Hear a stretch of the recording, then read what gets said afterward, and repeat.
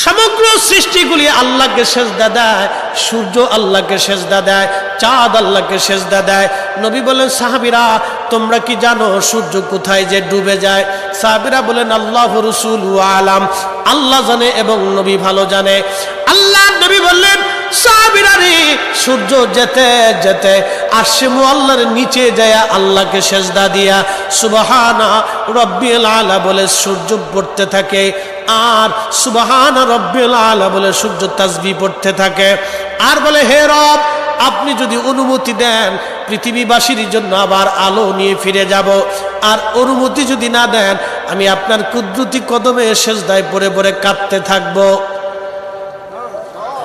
আল্লাহ নবী বললেন, সূর্য থেকে আমার রব অনুমতি দেওয়ার কারণে সকালবেলা তোমরা সূর্যের আলো পাও। কিয়ামতের পূর্ব সময় অনুমতি দেবে না, দেবে না, দেবে না, দেবে না। 6 মাস পার হয়ে যাবে, পৃথিবী অন্ধকারে নিমজ্জিত হয়ে যাবে, কান্নার রোল পড়ে যাবে, অন্ধকারে ছেয়ে যাবে সারা দুনিয়া। মানুষ বলবে, সূর্যের কি হলো? সে কি হারিয়ে গেছে? সূর্য কোথাও খুঁজে পাওয়া যাবে না, আলো পাওয়া যাবে না, অন্ধকারে সারা পৃথিবীতে কান্না বেড়ে যাবে। এবার রব বলবে, সূর্য উঠো। সূর্য পূর্ব দিক থেকে উঠার সময় পাবে না, পশ্চিম দিক থেকে উঠা শুরু হয়ে যাবে সূর্য। আল্লাহ নবী বললেন, তওবার দরজা বন্ধ হয়ে যাবে, আর ওই সময় দক্ষিণ দিক থেকে একটা বাতাস আসবে। সমস্ত ইমানদার সেই দিন মারা যাবে, কোনো ইমানদার আর থাকবে না, আল্লাহকে আল্লাহ বলে ডাক দেওয়ার মতো কেউ থাকবে না। আল্লাহ ইসরাফিলকে বলবেন, ইসরাফিল সিংহায় ফুঁক দাও। আল্লাহর এই ফেরেশতা সিংহা হাতে নিয়ে মুখের কাছে নিয়ে আল্লাহর আরশে মুআল্লার দিকে তাকায় থাকে, একটা সেকেন্ডের জন্য এদিক আর ওদিক করে না। কখন রব হুকুম দিবে সিংহায় ফুৎকার দেওয়ার জন্য? যখন সিংহায় ফুৎকার দিবে, কুরআন বলতেছে, ইদাস সামাউ ফাতারাত, আকাশ ভেঙ্গে ভেঙ্গে ভেঙ্গে ভেঙ্গে পড়তে থাকবে। ওয়া ইদাল কাওয়াকিবু তাসারাত, সমগ্র নক্ষত্রগুলি ভেঙ্গে ভেঙ্গে ভেঙ্গে ভেঙ্গে পড়তে থাকবে। ওয়া ইদাল বিহারু ফুজ্জিরাত, সমুদ্রের তলদেশ উদ্দোলিত হয়ে যাবে, সমগ্র পানিগুলি পৃথিবীর উপরে আছাড় মারবে, আর ধুয়ে পারলে সব পৃথিবীবাসীকে নিয়ে যাওয়া হবে। ওয়া ইদাল কুবুরু বুসিরাত, কবরের ভিতরে যাহা আছে সব আমার মালিক আমার রব বের করে দিবে। কবর থেকে মানুষ বের হইয়া সেই দিন হাসরের ময়দানের দিকে দৌড়াইতে থাকবে, সবাই উলঙ্গ থাকবে, কিন্তু আমার নবীকে আল্লাহ 70,000 ফেরেশতা বেষ্টন করাইয়া জান্নাতের পোশাক পরাইয়া মহাসম্মানে ফেরেশতারা মিছিল দিয়ে দিয়া আমার নবীকে হাসরের ময়দানে মাকামে মাহমুদে বসাবে। একবার জোরে বলা যাবে কি আল্লাহু আকবার? বাজান মুসলমান, খুব মনোযোগ দেন। হযরত ইউনূস আলাইহিস সালামের কথা বলছিলাম। মাছের পেটের ভিতরে ইউনূস, চিন্তা করলেন মরে গেলাম না বেঁচে আছি, লাড়াচাড়া দিয়ে দেখলেন না বেঁচে আছি, দাঁড়ায় গেলেন খোদার পয়গম্বর, দাঁড়ায় দিয়ে সেজদার মধ্যে পড়ে গেলেন। মাছের পেটের মধ্যে সেজদার মধ্যে পড়ে বলতেছে, লা ইলাহা ইল্লা আনতা সুবহানাকা। বিপদের দোয়া, কঠিন মুসিবতের মধ্যে যদি পড়ে যান তাহলে খতম ইউনূস এই দোয়াটা খতম দিতে থাকবেন। আল্লাহ যখন ইউনূস আলাইহিস সালাম এই জিকির শুরু করলেন, ইউনূসের এই জিকির আর ওই মাছের পেটের মধ্যে রইল না, এই জিকিরটা চলে গেল আরশে মুআল্লাতে। সুবহানাল্লাহ বলা যাবে? আরশে মুআল্লার পাশে এই জিকিরগুলি চারপাশ দিয়ে ঘুরতেছে। আরশে মুআল্লা ধরে রাখছেন 4 জন ফেরেশতা কাঁধে করে। এই 4 জন ফেরেশতা আল্লাহকে ডাক দেয়, বলে, রব, আপনার বান্দা ইউনূস তিনি জীবনে ভালো অবস্থায় থাকার সময় আপনার জিকির করেছে, আজকে সে মাছের পেটের ভিতরে পড়ে গভীর সমুদ্রের মধ্যে আপনার জিকির করতেছে। আল্লাহ, ইউনূসের জিকিরের আওয়াজ আরশে মুআল্লার চারপাশ দিয়ে ঘুরতেছে। আল্লাহ, আপনি আপনার ইউনূসরে মাফ করে দেন। আল্লাহ নবী বলেন, উম্মত রে, ওই সময় যদি ইউনূস সেজদার মধ্যে পড়ে এই দোয়া না পড়তেন তাহলে কিয়ামত পর্যন্ত আল্লাহ ইউনূসকে মাছের পেটের মধ্যে ওইভাবে রেখে দিতেন। হযরত ইউনূস ওই সময় জিকির করতেছিলেন, এমন সময় ইউনূস আলাইহিস সালাম ডাক দিলেন, হে রব, সমুদ্রের ভিতর থেকে আপনার জিকিরের আওয়াজ আসে, সমুদ্রের ভিতরে আপনার জিকির করে কে? আল্লাহ ডাক দিয়ে বলেন, ইউনূস, তুমি সমুদ্রের ভিতরে জিকিরের আওয়াজ শোনো। সমুদ্রের পানি আমার জিকির করে, সমুদ্রের কঙ্কর আমি আল্লাহ জিকির করে, সমুদ্রের পাথর আমি আল্লাহর জিকির করে, সমুদ্রের বালুকণা আমি আল্লাহর জিকির করে, সমুদ্রের মাছ আমি আল্লাহর জিকির করে, সমুদ্রের শ্যাওলা আমি আল্লাহর জিকির করে, সমুদ্রের নিচে গাছ আমি আল্লাহর জিকির করে, সমুদ্রের নিচের পাহাড় আমি আল্লাহর জিকির করে। ওই জিকিরের আওয়াজ ইউনূস রে তোমার কানে লাগতেছে। আল্লাহ আল্লাহ ডাক দেখো, ইউনূস রে, সমুদ্রের ভিতরে এমন কোন প্রাণী নাই যে প্রাণী আমি আল্লাহ জিকিরে না করে। একবার জোরে বলা যাবে সুবহানাল্লাহ। ইন্নাল্লাহা ওয়া মালাইকাতাহু ইউসাল্লুনা আলান নবী। আল্লাহু আকবার। আমি বলি নাই, কোরআন বলে নিশ্চয় আমি আল্লাহ এবং আমার ফেরেশতারা আমার রসুলের উপরে দুরূদ আমরা পাঠাচ্ছি এবং আগামীতেও পাঠাইতে থাকবো। এখন ফেরেশতারা তো দুরূদ পড়ে, আমরা দুরূদ পড়ি, কিন্তু আল্লাহ তোর দুরূদ পড়ে না। তো আল্লাহ কি করে জানেননি? একটা সেকেন্ডের জন্য আল্লাহ তার ভালোবাসা থেকে আমার নবীকে জুদা করে না। সব সময়ের জন্য আল্লাহর পক্ষ থেকে নবীর উপর আল্লাহ সাকিনা, ভালোবাসা, আল্লাহর সন্তুষ্টি, রাজামন্দি, খুশি আল্লাহ নাজিল করতে থাকে, করতে থাকে, করতে থাকে, করতে থাকে, আগামীতেও করবে। এই জন্য আমরা জিকির করি আল্লাহর স্মরণ আমরা করি, আর আমার আল্লাহ তার নবীর স্মরণ করতে থাকে। একটা সেকেন্ডের জন্য আল্লাহর স্মরণ থেকে নবীকে জুদা করা হয় না। একবার চিৎকার মেরে বলা যাবে কি মারহাবা। তাহলে আপনারা বলেন, দুরূদ চলবে কি চলবে না? হাত উঁচু করে বলেন, চলবে কি চলবে না? দুরূদ আমরা কারো ফতোয়ায় বন্ধ করব না। হাত উঁচু করে বলেন, ঠিক কি না?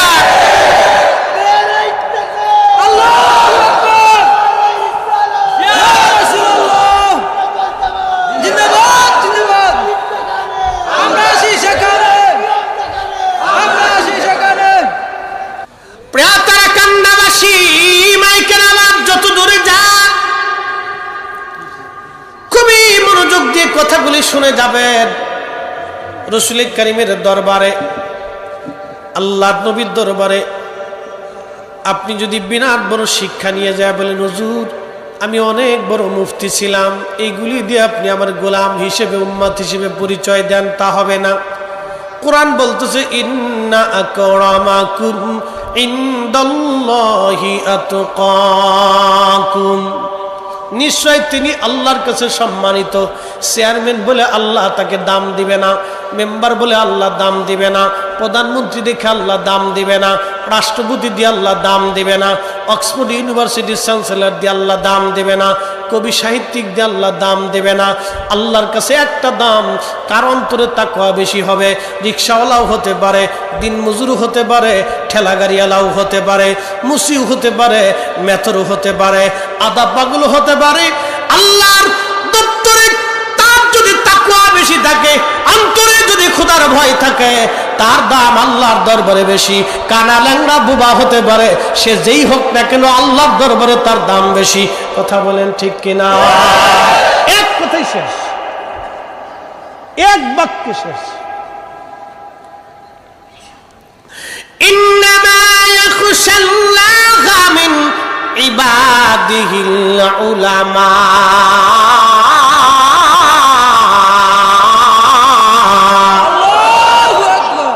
কষ্ট হচ্ছে আপনাদের? কিছু সময় কি বসা যাবে? ওয়াজ বেশি সময় করি নাই, কেবল 40 মিনিট চলতেছে। সরাসরি ডাইরেক্ট অ্যাকশনে ওয়াজ চলে গেছি। আরো 40 মিনিট সময় কি আমার দেওয়া যাবে না? সারা রাত দিবেন। যদি দেন তাহলে বসতে হবে, যদি লড়াচড়া করেন তাহলে আমি ওয়াজ করব না। কারণ বুঝে যাওয়া লাগবে আমি কাউকে কষ্ট দেওয়ার জন্য আসি নাই। আল্লাহ বলছেন উদউ ইলা সাবিলি রাব্বিকা বিল হিকমাতি ওয়াল মাউইজাতিল হাসানা, তোমরা ওয়াজ করো হিকমত আর সুন্দর শব্দমালা দিয়া। ফেরাউনের কাছে মুসা নবীর আল্লাহ পাঠানোর সময় বলেন, মুসা রে, ফেরাউনের সাথে ঝগড়া করবা না, সুন্দর ভাষা দিয়ে তাকে কালেমার দাওয়াত দিবা, মানলে মানবে, না মানলে না মানবে। আমাদেরও কথা তাই, সুন্দর ভাষা দিয়ে দাওয়াত দিব, যার মানার দরকার মানবে, না মানলে না মানবে। কখন কার কলিজার ভিতরে রাসূলুল্লাহর মুহাব্বত আসবে আমাদের জানা নাই। একটা ঘটনা আজকে না বললেই নাই। ও যুবকরা আজকে শুনে যান, ফিলিস্তিনের জন্য আজকে যারা লড়াই করতেছে, ওরা হামাসের মুসলমান বাজান, তাদের কলিজার সন্তান হারিয়ে ফেলতেছে, তারপরেও তারা মা বলতেছে আমার সন্তান যদি আরো থাকতো, তাহলে আরো কয়টা সন্তান শহীদ হলে আমি মা খুশি হয়ে যাইতাম। তাহলে এই মা আর আমাদের দেশের মা কত তফাৎ। এই মা বলতেছে আবার যদি আরো সন্তান থাকতো, তাহলে আমার সন্তান আরো শহীদ হলে আমি আরো খুশি হইতাম। আর আমরা দেশের বেটিরা মেকআপই ছাড়তে পারে না। মেকআপ নষ্ট হবে দেখে আমার দেশের নারী ওযু করে না। কি কথা কোন না? মেকআপ নষ্ট হবে দেখে আমার দেশের নারী ওযু করে না, নামাজ পড়ে না, লিপস্টিক নষ্ট হবে দেখে খাবার খায় না, আকুরে মাছের মতো খায়। ফিলিস্তিনের কথা বলছিলাম যে কখন কারণ তোরে নবীর মোহাব্বত আসে আমরা জানি না। যুবক আজকে একটা ঘটনা শোনাই। ভারতের একজন লেখক তিনি বই লেখলেন, বইটার নাম হলো রঙ্গিলা রসুল।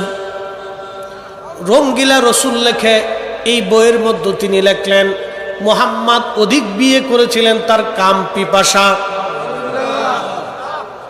নিজের যৌনতা, এইগুলি পিপাসা মিটানোর জন্য তিনি অধিক বিয়ে করেছিলেন। এই জন্য বইয়ের নাম দিছে রঙ্গিলা রসুল। আচ্ছা বলেন, নবীর মহান চরিত্র নিয়ে যারা বাজে কথা বলে, আমাদের আর বুঝার বাকি নাই ওদের জন্ম আতারে পাতারে ঝোড়ে জঙ্গলে হোটেলে মোটেলেই হইছে। বলেন ঠিক কিনা? সন্দেহ আছে? আছে আছে। কোরআন বলতেছে ওরা যারা ওদের জন্য ভেজাল আছে। আপনি মহান চরিত্রের আধার। না এই চরিত্র কখনো ছিল, না কখনো হবে, না কোনো মা আপনার মতো চরিত্রবান সন্তান জন্ম দিবে। রসুলের মতো কোন সন্তান কখনো জন্ম কোনো মা দিতে পেরেছে? দিতে পারবে? এক বাক্যে শেষ। খাপ মনোযোগ দিয়ে মুসলমান, রঙ্গিলা রসুল লেখার পরে হাজার হাজার আলেম, হাজার হাজার মুসলমান ব্রিটিশ আমল চলে, তেমন কোনো প্রতিক্রিয়া নাই। কিন্তু পাকিস্তানের লাহোরে একটা যুবক, তার মুখে দাড়ি ছিল না, তার নাম ছিল ইলমউদ্দিন। একসাথে বলবেন কি মারহাবা? ইলমউদ্দিন নামে একটা যুবক, মুখে দাড়ি নাই, কাঠমিস্ত্রি ছিল, তাও সহযোগী। আচ্ছা বলেন তো 20 বছর আগে কাঠমিস্ত্রির কত বেতন ছিল? 30 বছর আগে কত ছিল? তারপরেও সহযোগী কাঠমিস্ত্রি সামান্য বেতনে কাজ করত, কোনোদিন খেত, কোনোদিন অর্ধেক বেলা খেত। আজকে আপনাদের সামনে উপস্থাপন করি, আজ থেকে 30 বছর আগে এই দেশের অনেক মানুষের 3 বেলা পেট ভরে খাবার পাইতো না। এক বেলা মুড়ি সিঁড়ি দিয়ে খাইতো, আর এক বেলা মা বাসনে প্লেটে ভাত ভাগ করে দিত। অর্থাৎ যতগুলি ভাত ছিল সন্তান মিলে মিলে ভাগ করে দিয়ে বলতো যা আছে এটাই খাইতে হবে রে বাপ, এর বেশি দেওয়ার মতো আজকে আর সুযোগ নাই। কোনোদিন চিড়ে মুড়ি দিয়েও চলে গেছে, মা ওইভাবে আমরার বন্টন করে দিছে। আজকে মানুষ আছে 18 কোটি, কিন্তু ভিক্ষে যে করে তার বাড়িতেও 2-10 কেজি চাইল থাকে। কি কথা কন ঠিক কিনা? ঢাকা শহরে এক বেডির ভাড়া নাই। জিজ্ঞেস করা হলো কত পরিমাণে কামায়, কয় মাসে লাখখানিক হয়। আমি টঙ্গী ইস্তেমার মাঠ দিয়ে ওই মাহফিলে যাইতেছিলাম, আপনার ওই যে কি বলে পুবালির দিকে মাহফিলে যাচ্ছি, মাজুখানের দিকে মাহফিলে যাচ্ছি। এক ভিক্ষুক এসে বলল হুজুর কিছু পয়সা করে দেন। আমি 2 টাকা দিলাম। ভিক্ষুক ফিরাই দেখো হুজুর আমি 2 টাকা ভিক্ষা নেই না। তার মানে বোঝা গেল আজকে ভিক্ষুকের ঘরে খাবারের অভাব নাই। কি কথা কন না কে?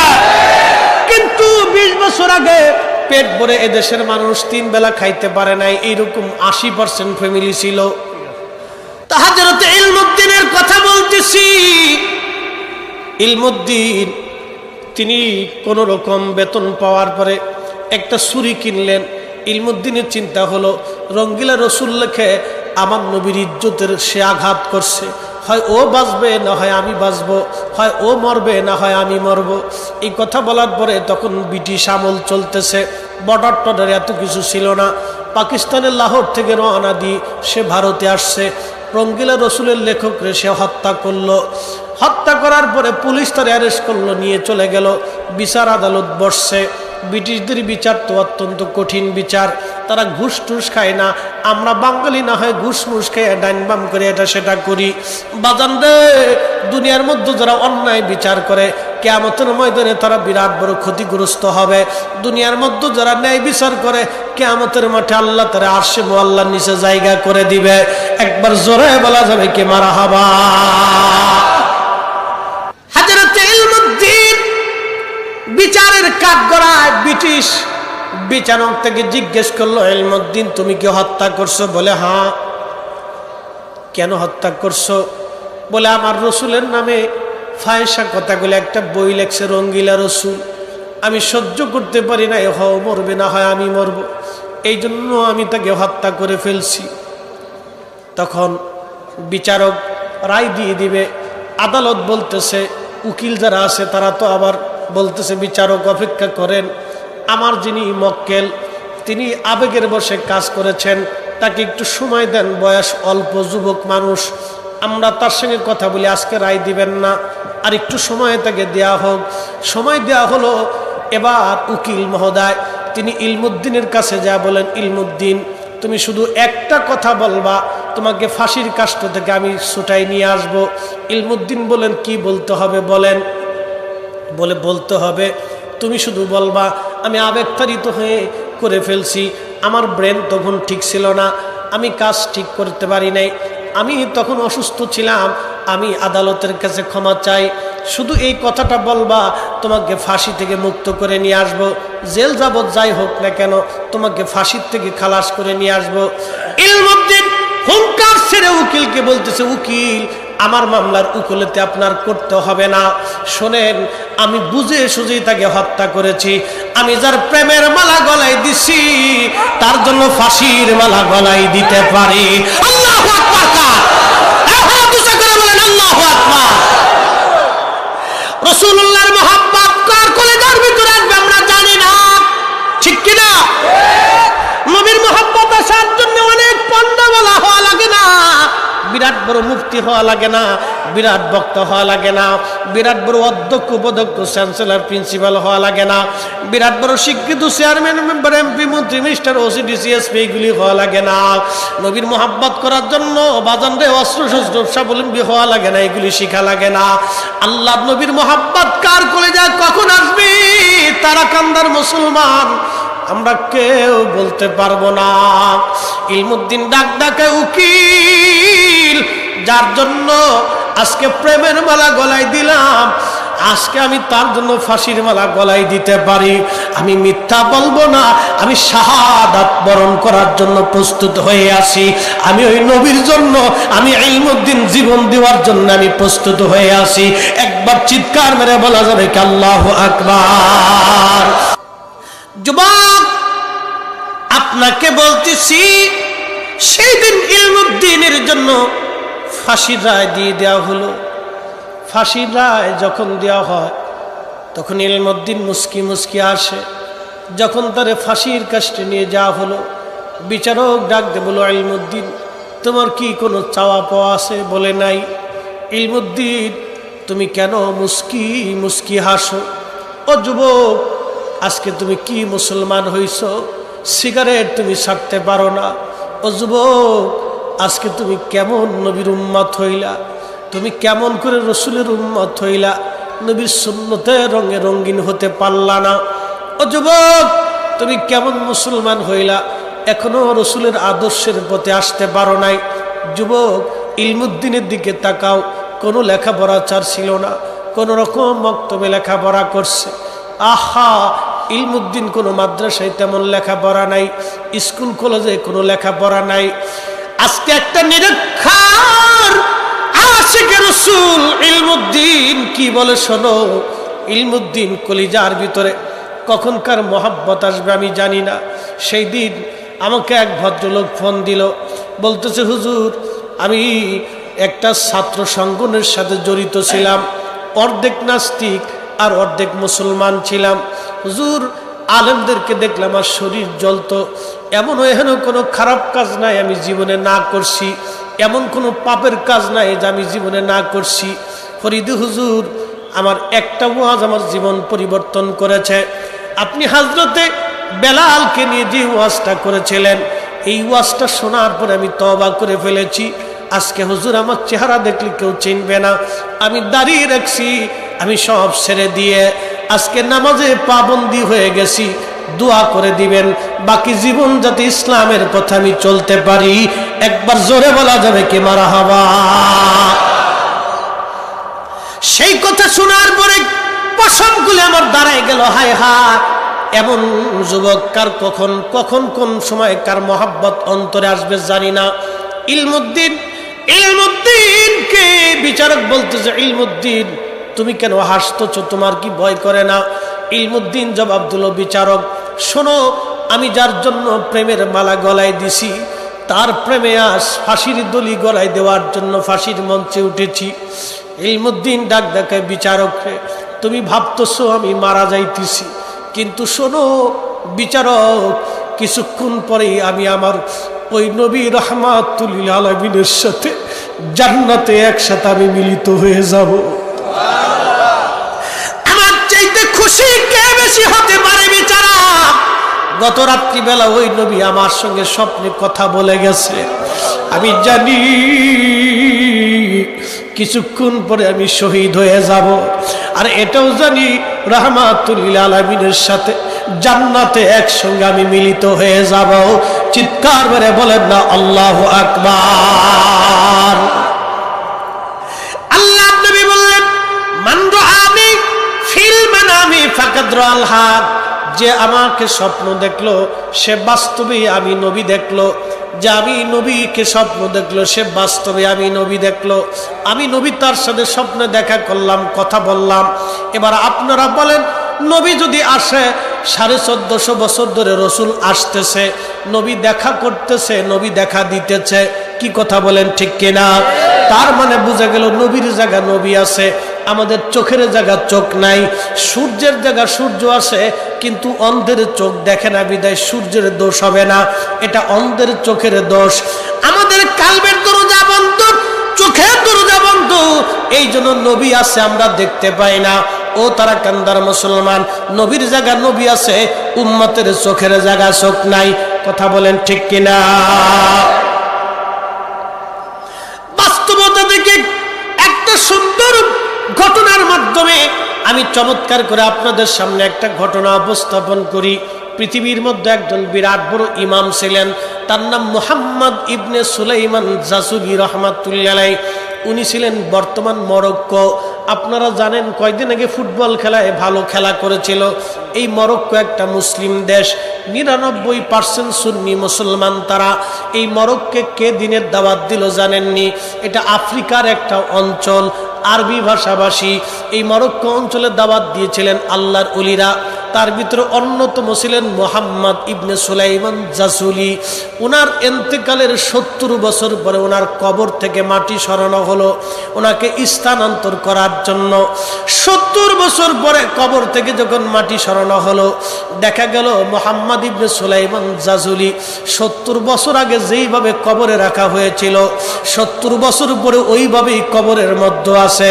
কাফনের কাপড় পচে যায় নাই, চোখের ভুরু নষ্ট হয় নাই, তার ত্বকটা নষ্ট হয় নাই, ঠোঁট তার শুকায় যায় নাই, একটা পশম তার পরে যায় নাই। একবার জোরে বলা যাবে কি আল্লাহু আকবার। তেলের গাড়ি তেলে চলে, হাওয়ার গাড়ি হাওয়ায় উড়ে, বিনা তেলে চালায় গাড়ি নবী সুলাইমান। আমরা সেই মুসলমান, আমরা সেই মুসলমান, কথা কোন ঠিক কিনা? কোরআন বলতেছে ওয়ালা তাকুলু লিমান ইউকতালু ফি সাবিলিল্লাহি আমওয়াত। খুব মনোযোগ দেন। কোরআন কার কালাম? কালামের ভিতরে ভুল টোল আছে। আকাশ ভেঙে যাবে, কোরআন মিথ্যা হবে না। জমিন পুড়ে যাবে, কোরআন পরিবর্তন হবে না। সাগর শুকায় যাবে, কোরআনের কোনো পরিবর্তন, সংযোজন, বিয়োজন আর কোনোদিন হবে না। কথা বলেন ঠিক কিনা? হ্যাঁ মুসলমান, কোরআন বলতেছে আল্লাহর পথে যারা জীবন দেয় তোমরা তাদেরকে মরা মনে করিও না। বাল আহইয়াউ ওয়ালাকিন লা তাশউরুন, বরং তারা জিন্দা জিন্দা জিন্দা। একবার জোরে বলা যাবে কি মারহাবা।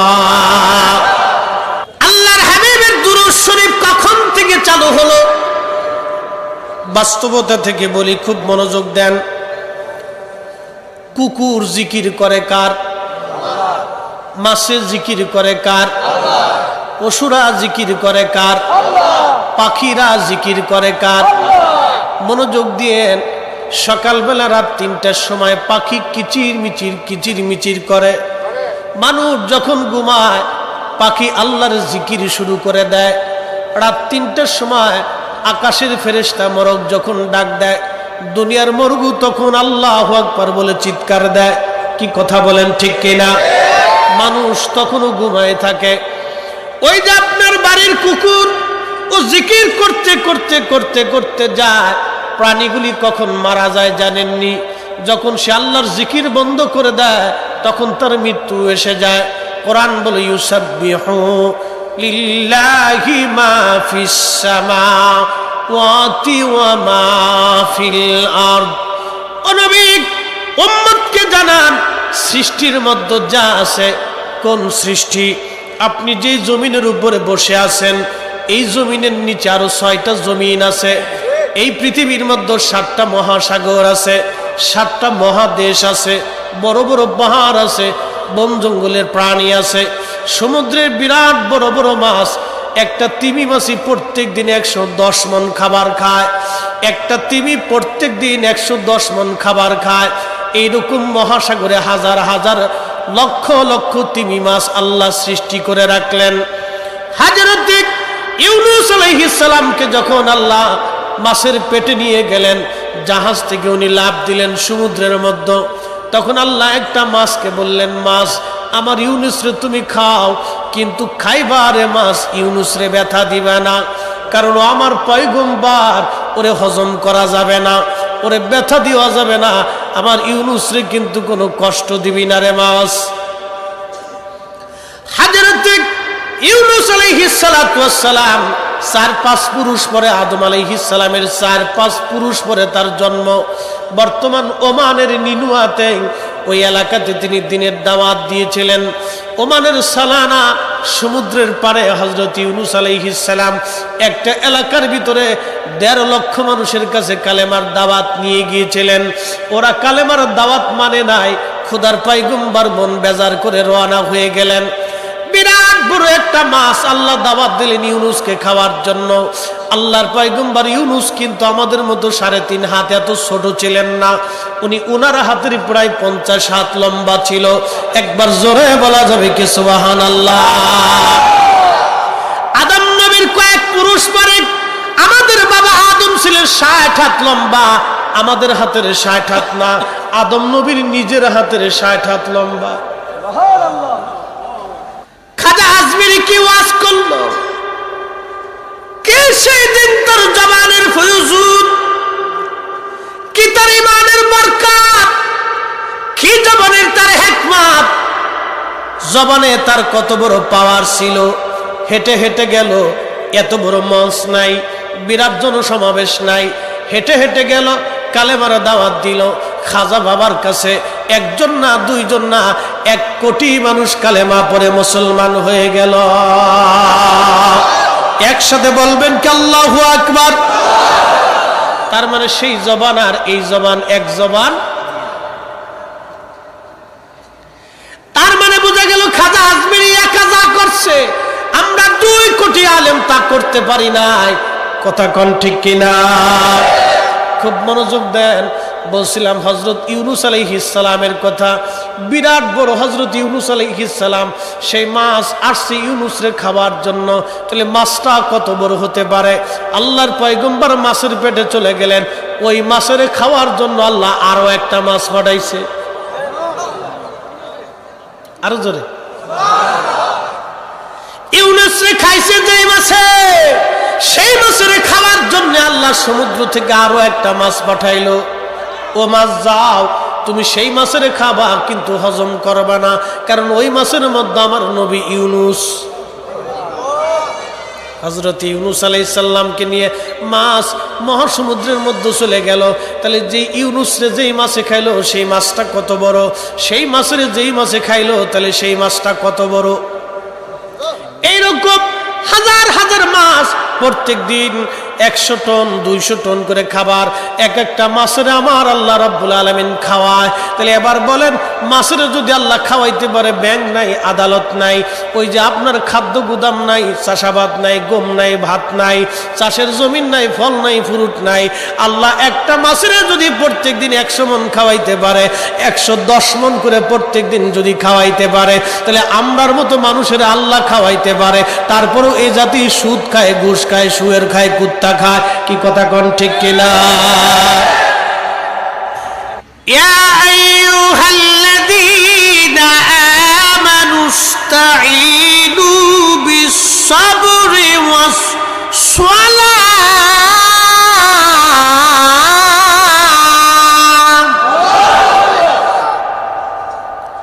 আল্লাহর কোরআন বলে, হে ঈমানদার, তুমি আমার কাছে সাহায্য চাও 2 পদ্ধতিতে। 1 নম্বর পদ্ধতি সবর, ধৈর্য।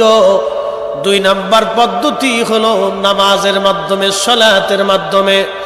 এজন্য আগের যুগের অলি বুজুর্গ যারা ছিলেন, কোন সমস্যায় পড়ার পরে তারা নামাজ পড়ে আল্লাহর দরবারে হাত তুলতেন।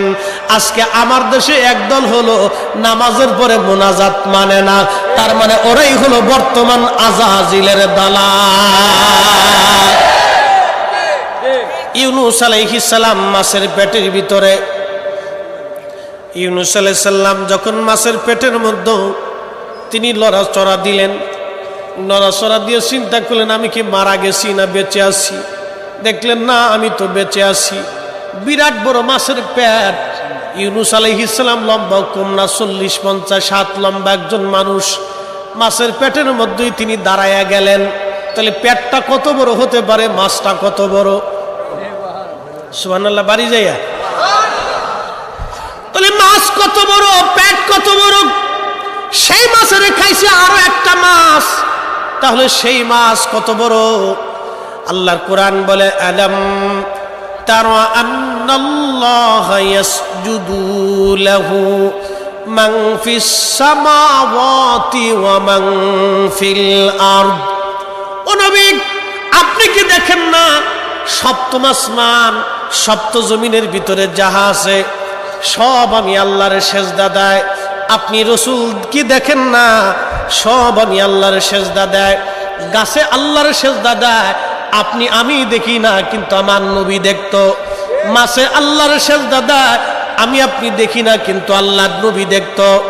পাহাড় আল্লাহকে সেজদা দেয়, আমি দেখি না, কিন্তু নবী দেখতো।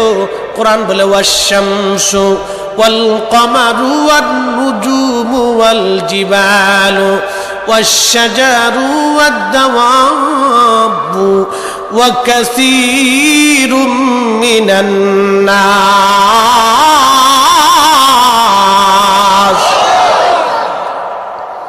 তাহলে আমরা সেজদা দিব কাকে? জোরে বলেন, আরো জোরে বলেন, কাকে? আল্লাহকে সেজদা দিব। সূর্য আল্লাহকে সেজদা দেয়, নক্ষত্রগুলি আল্লাহকে সেজদা দেয়, চাঁদ আল্লাহকে সেজদা দেয়, পাহাড় আল্লাহকে সেজদা দেয়, গাছ আল্লাহকে সেজদা দেয়, মাছ আল্লাহকে সেজদা দেয়, পশু পাখিরা সেজদা দেয়। ওয়াদ-দাওয়াবু, সৃষ্টির মধ্যে যত পশু পাখি আছে সব আল্লাহকে সেজদা দেয়। ওয়া কাসীরুম মিনান নাস, কিছু মানুষ আল্লাহকে সেজদা দেয়।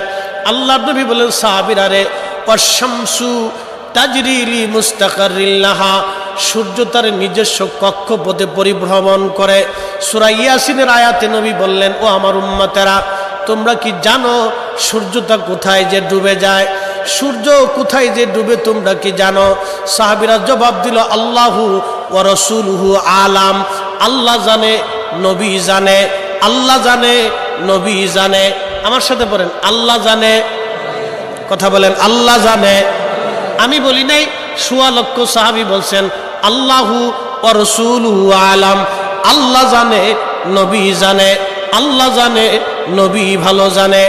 আল্লাহ এবং তার নবী ভালো জানে। আমরা বলি নাই, ১৬ লক্ষ সাহাবী বলেছে।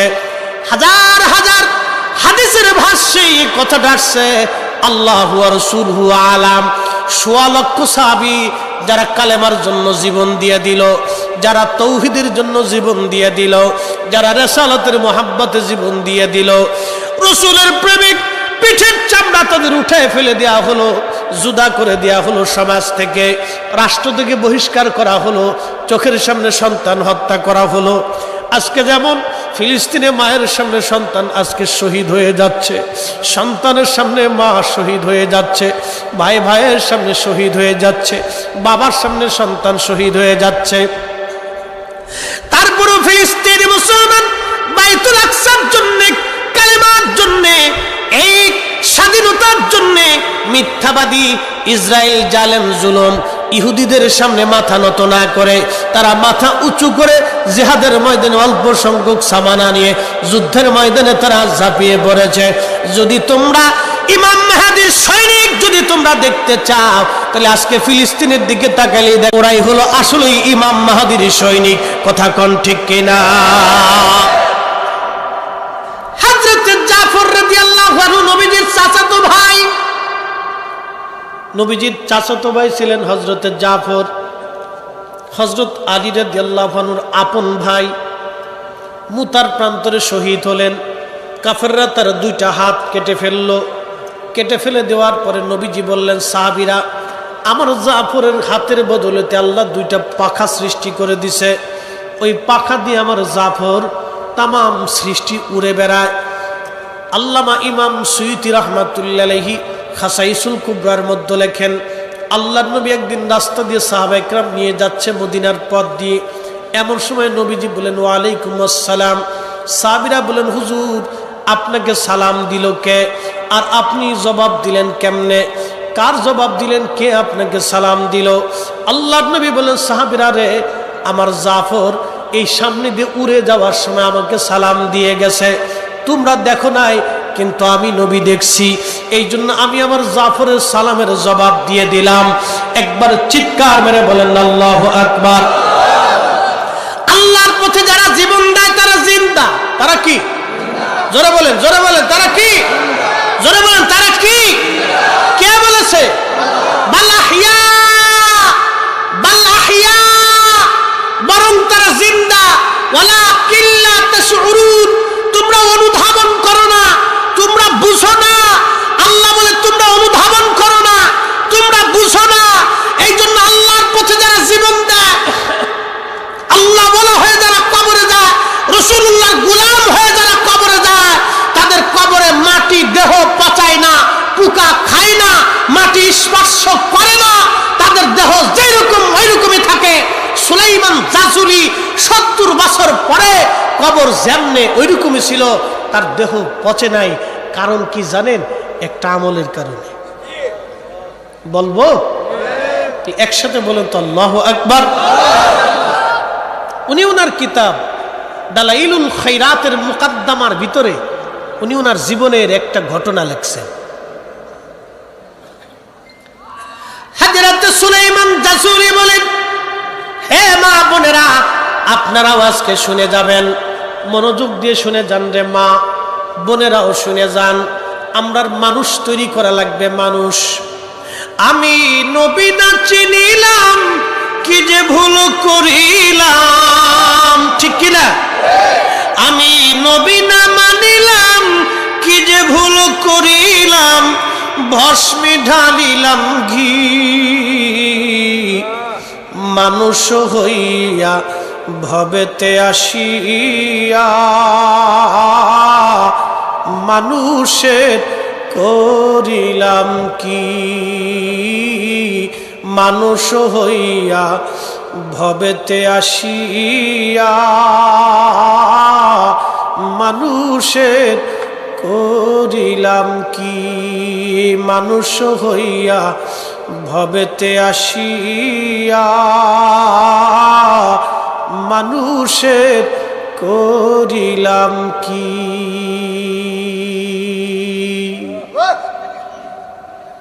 সুলাইমান জাসরি বলেন, কালেমার দাওয়াত দেওয়ার জন্য আমি মরক্কোর বারবার নামক এলাকায় গেলাম। মরুভূমির রাস্তা, প্রচুর রাস্তা পথ চলতেছি মরুভূমির ভিতর দিয়ে। এমন সময় লক্ষ্য করলাম আমার মশকের পানি শেষ। শরীর মশালা হলো, অজু চলে গেলে আবার অজু করা লাগবে, কিন্তু শর্ত হলো যদি পানি না থাকে তায়াম্মুম করা লাগবে।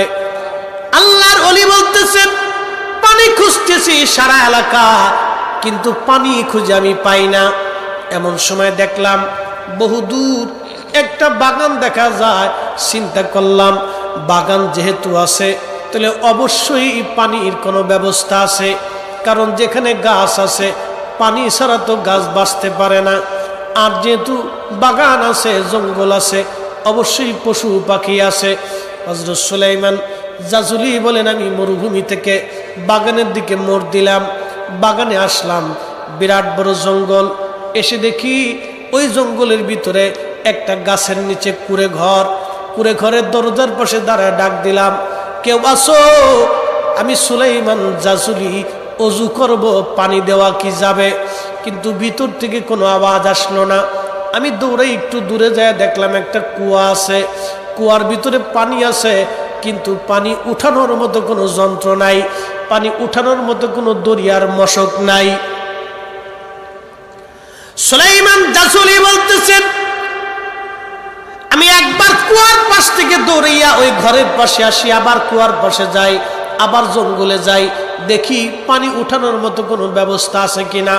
বাজান রে, সুলাইমান জাসুলি রাহমাতুল্লাহ আলাইহি বললেন, কিছুক্ষণ পরে দেখি ওই কুড়ে ঘর থেকে একটা মেয়ে, ছোট্ট একটা মেয়ে বের হয়ে কুয়ার পাশে দাঁড়ায়া দাঁড়ায়া আমার দিকে তাকায়া তাকায়া মুস্কি মুস্কি হাসে। নারী সমাজ কথাগুলি আর শুনে যান, তারা কান্দার মা বোনেরা, ময়মনসিংহের মা বোনেরা শুনে যান, আজকে আমরা কেন রাসূলুল্লাহর দুরুদের প্রতি, হালাল হারামের প্রতি আমরা তাকিদ দেই, মানুষ হওয়ার জন্য আমরা কেন বলি, আজকে শুনে যান। সুলাইমান জাসুলি বলতেছে, আমি মেয়েটাকে ডাক দেয়া বললাম, ও মেয়ে, তুমি কি জন্য হাসো? তুমি কি দড়ি বালতি সামলে রাখছো? তুমি কি মশক সামলায় রাখছো? দড়ি মশক কি করে পানি উঠাবো? মেয়েটা ডাক দেয়া বলল, হুজুর আপনার নাম কি? বলে, আমার নাম মুহাম্মদ ইবনে সুলাইমান জাজুলি। বলে, হুজুর আপনি অনেক বড় মুহাদ্দিস, আপনি অনেক বড় আলেম, আপনার অনেক ছাত্র আছে এই জমিনে। হুজুর আজকে একটা প্রশ্ন করব, জবাব দিবেন, বলো মা কি বলতে চাও? হুজুর আপনি দড়ি বা মশক তালাশ করেন, পানি উঠাবেন। বলে, হ্যাঁ মা, আমি অজু করব, নামাজ পড়ব, নামাজের রক্ত চলে যায়। ছোট্ট মেয়েটা ডাক দে বলতেছে, হুজুর দড়ি আর মশক ছাড়া কি কুয়ার ভিতর থেকে পানি উঠানো যায় না?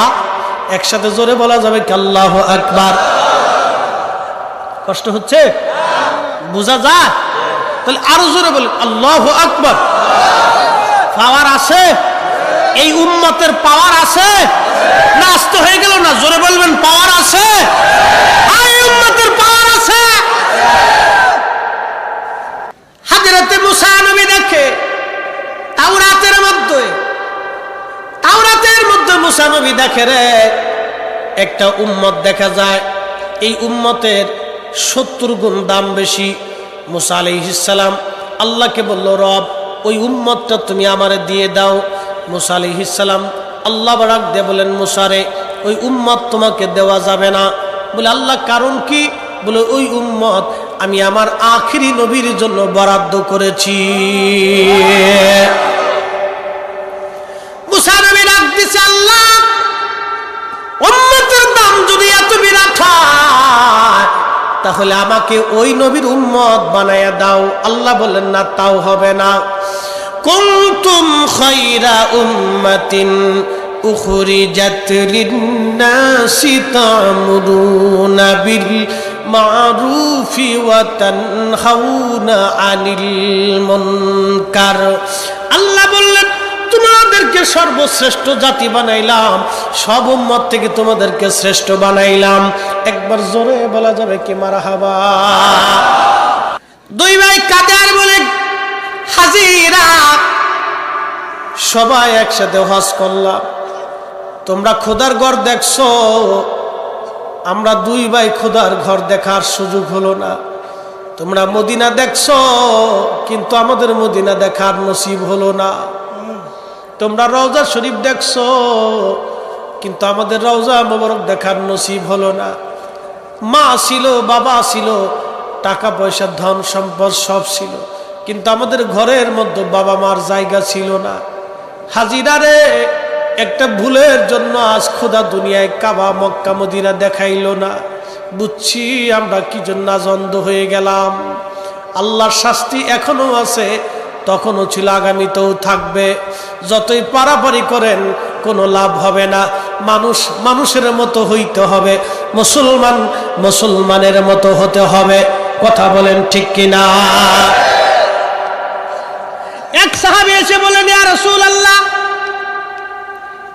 নিয়ত করেছিলাম ফতে মক্কা হলে কাবা ঘরের দরজার মধ্যে সুমা লাগাবো। সাহাবী বলতেছে, হুজুর ফতে মক্কা হয়ে গেল, কাবা ঘরে সুমা লাগাবো, দয়া করে আপনি বলে দেন। আমার দিকে তাকান।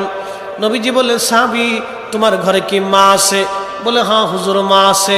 আল্লাহর নবী ডাক দেয়, বলেন, সাহাবী রে, যদি ঘরে মা থাকে মায়ের পায়ের মধ্যে সুমা লাগাও, আল্লাহর ঘরের চৌকাঠে সুমা লাগানো হয়ে যাবে। আজকে আমার দেশের কিছু ভাইরা ছেলে মেয়েরা কদম মুসি করত। আগে আমার দেশের ছেলেরা মেয়েরা মায়ের পায়ের মধ্যে হাত দিয়ে চুমা খাইতো, বাবার পায়ের মধ্যে হাত দিয়ে চুমা দিত, দোয়া খাইরে নিয়ে আসতো। এইগুলি শিরিক আর বেদাত বলে আজকে সমাজ থেকে উঠাই দিয়ে দিছে, বন্ধ করে দিয়েছে। বন্ধ করে বাবা লাভ হয় নাই। এটা ছিল আদব, আদাবুল মুফরাদ। ইমাম বুখারী লিখতেছে, নবীজির চাচা ছিলেন আব্বাস রাদিয়াল্লাহু আনহু, হযরত আলী ছিলেন ভাতিজা। হযরত আব্বাসকে আলী রাদিয়াল্লাহু আনহু দেখার সঙ্গে সঙ্গে হাতের মধ্যে চুমা দিতেন, পায়ের মধ্যে চুমা লাগাইতেন। একবার জোরে বলা যাবে কি মারহাবা? আচ্ছা আপনারা বলেন, আলী কি সোয়াবের জন্য চুমা দিতেন না মোহাব্বতের জন্য দিতেন, তাজিমের জন্য দিতেন? হযরত আলীর তো নেকের অভাব নাই, আছে। হযরত আলী নিজেও জান্নাতি, তার দুইটা বেটা জান্নাতের যুবকদের সর্দার, তার স্ত্রী জান্নাতের মহিলাদের সর্দারিনী, তার শ্বশুর দুজাহানের সর্দার, তার শাশুড়ি হযরত খাদিজা জান্নাতিনী। এবার আপনারা বলেন তো, হযরত রাসূলের পুরা পরিবারটা জান্নাতি ঘর, তার তো নেকের অভাব ছিল না, কিন্তু তারপরেও আলী চাচার মহব্বতে, চাচার সম্মানে হাতের মধ্যে পায়ের মধ্যে চুমা লাগাইতেন। আরে যেই ছেলে পায়ের মধ্যে সন্তান, যেই সন্তান বাবা মার পায়ের মধ্যে চুমা লাগায়, ওই সন্তান কোনোদিন বাবা মার চেহারার দিকে তাকায় চোখ রাঙ্গায় কথা বলে না। কি কথা কন না? এগুলি আজকে শিরিক আর বেদাত বলে অনেকে বন্ধ করে দিচ্ছে। হযরত মুহাম্মদ ইবনে সুলাইমান জাসুলির কথা বলছিলাম, মনে আসেনি আপনাদের? কবরের ভিতরে দেহ পচে না। একসাথে জোরে বলা যাবে কি আল্লাহু আকবার? কবরের ভিতরে দেহ পচে নাই কেন? একটা আমলের জন্য। আমলটা কি আপনাদেরকে শুনুন। হযরত সুলাইমান জাসুলি রাহমাতুল্লাহি আলাইহি তিনি বলতেছেন, আমি মেয়েটাকে বললাম, মারে তুমি কি দড়ি বালতি মশক কি সামলায় রাখছো? মেয়েটা বলে, না হুজুর। আপনার পরিচয় কি দয়া করে বলবেন? তখন মেয়েটা বলতেছিল, সুলাইমান জাসুলি বলল, হ্যাঁ বাবা, মা আমার নাম মুহাম্মদ ইবনে সুলাইমান জাজুলি। বলে, মা। মেয়েটা বলতেছে, হুজুর আপনি কি একটা প্রশ্ন করি জবাব দিবেন, বলো দড়ি মশক ছাড়া কি কুয়ার নিচ থেকে পানি উঠানো যায় না? বলে, হ্যাঁ। না মা, কি করে সম্ভব? তখন ওই মেয়েটা বলতেছিল, হুজুর অপেক্ষা করেন, আমি কুয়ার নিচ থেকে দরিয়ার মশক সারা পানি উঠাইয়া আপনাকে দেখাচ্ছি। একবার জোরে বলা যাবে কি আল্লাহু আকবার। হযরত সুলাইমান জাসুরি বলতেছে, আমি দেখলাম কুয়ার ভিতর থেকে পানি উঠে উঠে কুয়া ভরে গেল। আমি আশ্চর্য হলাম, মেয়েটা দৌড়ায় ঘরের মধ্যে চলে গেল। আমি ওই পানি দিয়ে ওযু করলাম, নামাজ পড়লাম। নামাজ পড়ার পরে আমি খুব চিন্তায়, সারা জীবনের এত মুহাদ্দিসগিরি আমি করলাম, এত হাদিস আমি পড়াইলাম, এত ছাত্র আমার হলো, কিন্তু এই নিয়ামত তো আমি হাসিল করতে পারি নাই। কি করা যায়? দৌড়াইয়া ওই মেয়েটার ঘরের দরজার পাশে টোকা লাগাইলেন, ও মা দরজা খোলো রে মা, দরজা খোলো। ও নারী সমাজ, আজকে আপনারা শুনে যান, আমাদের দেশের মেয়েরা বেপর্দা হয়ে যায়, বেহায়া হয়ে যায়, রাস্তাঘাটে বেপর্দায় চলে। মেয়ের উন্না থাকে পিছে, মেয়ে থাকে সামনে সামনে। ও নারী, সৌন্দর্য বাড়ানোর জন্য তুমি কত মেকআপ করলা, কত সুন্দর পোশাক পরলা, কিন্তু সৌন্দর্য হবে না। মেয়েদের সৌন্দর্য দুই জায়গা, এক নম্বরে পর্দা, দুই নম্বরে নামাজ। যেই নারী পর্দা করে, নামাজ পড়ে, ওই মেয়েকে আল্লাহ নুরানি চেহারাওয়ালা বানায় দেয়। একবার জোরে বলা যাবে কি মারহাবা। চ্যালেঞ্জ 6 মাস দিয়ে গেলাম নারী সমাজকে, 6 মাসের জন্য দিয়ে গেলাম। 1 নম্বরে সালাত, 2 নম্বরে ওযু। পর্দা পর্দা 1 নম্বরে পর্দা, 2 নম্বরে নামাজ। এই দুইটা জিনিস দিয়ে গেলাম। কোন নারী যদি নিয়মিত 6 মাস এই কাজ করে, তার চেহারা অটোমেটিক সুন্দর হবে, একটু মেকআপ করা লাগবে না। আম্মাজান সারা, হাওয়া আলাইহিস সালামের পরে আম্মাজান সারার মতো এত সুন্দর নারী কোনো মা জন্ম দিতে পারে নাই। আল্লাহ এত সুন্দর করে তারা তৈরি করেছিলেন, জীবনে কোনোদিন মেকআপ করে নাই। হযরত ইব্রাহিম খলিলুল্লাহর তিনি স্ত্রী ছিলেন। আম্মাজান সারাকে মিশরের ফেরাউন ধরে নিয়ে গেল তার সাথে ব্যভিচার করার জন্য, আম্মাজান সারাকে হরণ করার জন্য, তার ইজ্জত লুণ্ঠন করার জন্য। আম্মাজান সারা 2 রাকাত নামাজ পড়ে আল্লাহকে বলতেছেন, হে রব, আমি আপনার বান্দি, আপনি আপনার খলিলের সাথে আমাকে বিয়ে দিয়েছেন। আল্লাহ, এই দুনিয়াতে আপনার খলিলের স্ত্রী আমি ছাড়া আর কেউ নাই। আল্লাহ, জীবনে কোনো পুরুষ আমার শরীর স্পর্শ করে নাই বেগানা। হে রব, আমি আমার নিজেকে পবিত্র রেখেছিলাম, শুধুই আপনার খলিলের জন্য আমার শরীরকে নির্বাচন করেছি। আল্লাহ, এই ফেরাউন থেকে আপনি আমার নাজাত দেন। ফেরাউন যখন হাত দিতে গেছে, তখন ফেরাউনের সমস্ত শরীর আল্লাহ অবশ করে দিচ্ছে। না হইল না, আরেকটু জোরে বলবেন, আরো জোরে। ইব্রাহিম আলাইহিস সালাম ছিলেন বাইরে, আর খোদার খলিলের স্ত্রী ছিলেন অন্দর মহলে। আল্লাহ ইব্রাহিমের চোখের দরজা খুলে দিলেন, কালবের দরজা খুলে দিলেন। আজকে যারা বলেন যে নবী দেখে না, আমি বলবো আপনার চোখ কানা হয়ে গেছে। আপনি দুনিয়াতে ঈমান কানা, আপনি আসলে আকীদাও বুঝেন না, ঈমানও বুঝেন না। আপনি নবীও মানেন না, নবী চিনেনও না। ইব্রাহিম আলাইহিস সালাম তিনি বাইরে, আর আম্মাজান সারা তিনি ছিলেন অন্দর মহলের একবারে রাজ সিংহাসনের একবারে খাস মহলে। ফেরাউন ধরতে গেছে, আল্লাহ অবশ করে দিচ্ছে। ফেরাউন কান দেয়ার কয়, আগের মিশরের বাচ্চাদেরকে ফেরাউন বলা হতো। মুসা আলাইহিস সালাম যে ফেরাউনকে চুবাই মারছে, ওই ফেরাউন না, আরো একটা ফেরাউন। এই ফেরাউন ছিল লুচ্চে, সুন্দরী নারী দেখলে তাদেরকে উত্ত্যক্ত করত। তো ফেরাউন ডাক দেখায়, সারা রে, তুমি আল্লাহর কাছে বলো আমারও যাতে মাফ করে দেয়, আমি তোমারে মুক্ত করে দিব। তা হযরত আম্মাজান সারা বলতেছে, আল্লাহ, ফেরাউন যদি এই অবস্থায় মরে যায় তো মানুষ বলবে আমি তাকে মেরে ফেলছি। আল্লাহ, তুমি তারে আবার সুস্থ করে দাও। সে মাপ সাপ চাইতেছে। মুমিনরা সবসময় দিল নরম থাকে, কথা কোন ঠিক কিনা? আজকের ফিলিস্তিন ইসরায়েল যুদ্ধ কেন হয় জানেন? এই যে আমরা যেমন দয়া করে রোহিঙ্গাদেরকে জায়গা দিছি, এরকম ফিলিস্তিনিরা আজ থেকে 70 বছর 75 বছর আগে এই ইসরায়েল ইহুদিদেরকে জায়গা দিছিল। আপনি ঠিক বললেও ঠিক, না ঠিক বললেও ঠিক, এটাই ঠিক। কি কথা কন না কে? ওরা ছিল রোহিঙ্গা। কি ছিল? ওই ইহুদিরা ছিল রোহিঙ্গা। হিটলার 60 লাখ ইহুদি মারছে। 60 লাখ মারার পরে কয়টার বাসায় রেখে কইছিল, দুনিয়াত কয়টা ইহুদি বাসায় তুই গেলাম পরে বুঝবি। আজকে হিটলারের কথা ঠিক হয়েছে, ওরা সারা দুনিয়া অশান্তি বাঁধাইছে, সারা পৃথিবী নিয়ে। ইউক্রেন যুদ্ধ, ইউক্রেন রাশিয়ার যুদ্ধ ইহুদিদের কারণে। এসব এই শয়তানি, ওরা সারা দুনিয়া শয়তানি করে বেড়ে, ওরা সারা দুনিয়াতে শয়তানি করে। এর ইতিহাস আবার টান দিলে রাত চলে যাবে না, এদিকে যাব না, খুব মনোযোগ দেন। ওরা খাইতে পারতো না, ফিলিস্তিনের জায়গা দিল, ওরা কই যাবো, এত কটা ইহুদি থাকুক না। থাকতে দেওয়ার পরে ইহুদিদেরকে ব্রিটিশরা অস্ত্র দিল, টাকা দিল, খাদ্য দিল, চিকিৎসা দিল, বাসস্থান দিল, কোটি কোটি ডলার বুড়ি বুড়ি দিয়ে, শিক্ষা অশিক্ষিত এদের শিক্ষা টিক্ষা দিয়ে, অস্ত্র শস্ত্র দিয়ে, ট্রেনিং দিওয়াইয়া এরপরে ইসরায়েল একটা রাষ্ট্র গঠন করলো। ইসরায়েল কোনো দেশ ছিল না, এটা ফিলিস্তিন মুসলমানদের জমিন, এটা বাইতুল আকসা, এটা আমাদের জমিন। আগেও মুসলমান, এখনো মুসলমান, আগামীতেও মুসলমান। যুদ্ধ হবে, জিহাদ হবে, ফিলিস্তিনটা স্বাধীন হবে বাইতুল আকসার জন্য। আমরা প্রত্যেকটা বাঙালি মুসলমান নিজেদের জীবন দেওয়ার জন্য প্রস্তুত আছি। হাত উঁচা করে বলে ঠিক কিনা?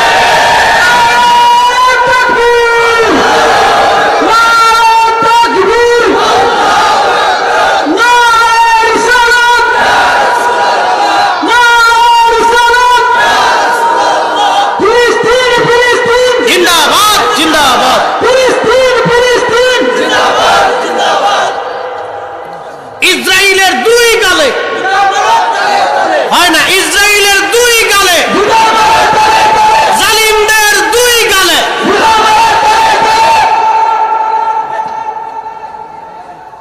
প্রিয় মুসলমান, এই ইহুদিরা ছিল রোহিঙ্গাদের মতো পথভ্রষ্ট। ফিলিস্তিনিরা তাদেরকে জায়গা দেওয়ার পরে আজ করুণ অবস্থা। প্রায় 10 লক্ষ ফিলিস্তিনিদের বাড়িঘর ওরা দখল করে নিছে। ওরা কেমন করে অত্যাচার করে জানেননি? রাত্রিবেলা ঘুমিয়েছেন আপনি, সকাল 10টার সময় নোটিশ আসছে, এই বাড়িঘর তুমি ছেড়ে দাও। যদি ছেড়ে না দাও তাহলে ধরে নিয়ে যাওয়া হবে। যদি কেউ প্রতিবাদ করত, ধরে নিয়ে যাইতো তাকে, জেল জরিমানা দেওয়া, কোনো বিচার সালিশ নাই। ওইভাবে তাকে ওই অবস্থায় জেলখানায় ধরে রাখতো, অত্যাচার করত, নির্যাতন করত। এইভাবে 10 লক্ষ ফিলিস্তিনের বাড়িঘর ওরা দখল করেছে। তার মানে ওরা দখলদার, ওরা জালিম। কথা কোন ঠিক কিনা? ওরা দখলদার, ওরা জালিম, তারা কামদার মুসলমান। খুব মনোযোগ দেওয়া যায়, আপনারা শুনে যান। হকের উপরে থাকাটাও এটা আমাদের জন্য ঈমান, সত্যের উপরে প্রতিষ্ঠিত থাকাটাও আমাদের জন্য ঈমান। বাজান, দুনিয়ার থেকে আজ আসি, কাল এই মাটির নিচেই ঘর হয়ে যাবে। একদিন মাটির ভিতরে হবে ঘরে, মন আমার কেন বান্ধ দালান ঘর, মন আমার কেন বান্ধ দালান ঘর। কথা বলেন ঠিক কিনা? বাজান, আজকে বলে দিয়ে যায়, আজকে আপনি মারা যাবেন। মারা যাওয়ার পরে কালকে সন্ধ্যা লাগার আগে আপনাকে কবরস্থ করা হবে। ও বন্ধু, ওই কবরে আপনার সঙ্গে কেউ যাবে না, বন্ধু বান্ধব যাবে না, আত্মীয় স্বজন যাবে না, সন্তান যাবে না, স্ত্রী যাবে না, পুত্র যাবে না, সবাই বিদায় জানায় চলে আসবে। বন্ধুরে, 6 মাস পরে তো আপনার সন্তান আপনার কথা ভুলে যাবে, আপনার স্ত্রী হয়তো ভুলে যাবে। যদি মা জীবিত থাকে তাহলে সারাটা জীবন মা কান্নাকাটি করবে। কি কথা বলেন ঠিক কিনা? মা বলে না রে বন্ধু, মা ভুলে না।